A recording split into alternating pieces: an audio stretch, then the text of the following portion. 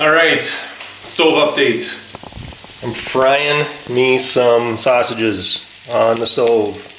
So I figured out what was going on after, I don't know, looking through the manuals and trying to figure out everything and talking to my landlords. It turns out that this oven is a special kind of like induction oven, and the pan has to be a certain type of metal on the bottom in order for it to work. So my tea kettle is the correct metal.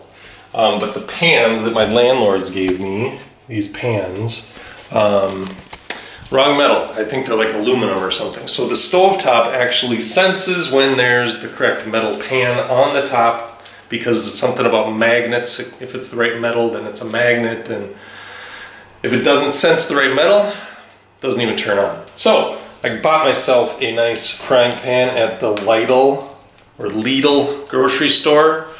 And I'm frying up some lunch. I got some little mini bratwursts over here, and I'm gonna do me some eggs, and we're gonna be good to go. So, stove update, we're good on the stove. Now, while I have you here, I'm gonna mention a couple other things.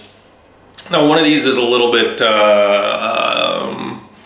one of those things where you might, I don't know, maybe not for the squeamish, but I'm gonna say it anyway. So, we're gonna take a trip to the bathroom. So, here's the weird toilet that they have, okay? So, toilet.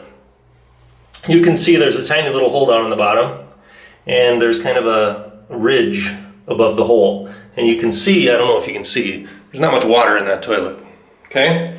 So you might kind of guess what I'm gonna say next. And that is when you go the old number 2, it doesn't drop into a big, thing of water like it does in the States.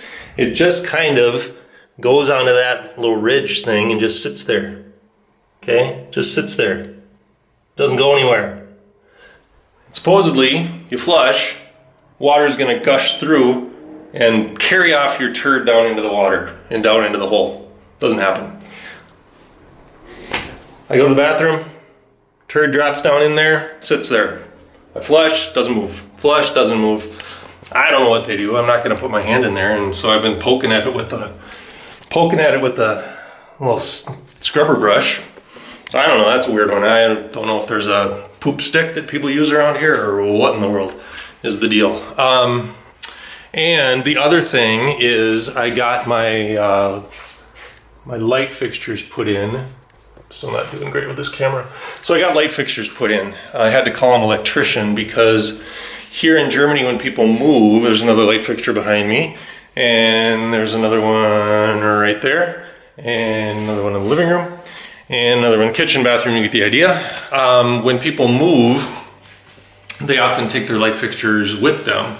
So as a new renter, you have to purchase new light fixtures and then get somebody to install them. So I had to get an electrician who was recommended to me by my landlords to come in and install the lights. Well, he did that this morning.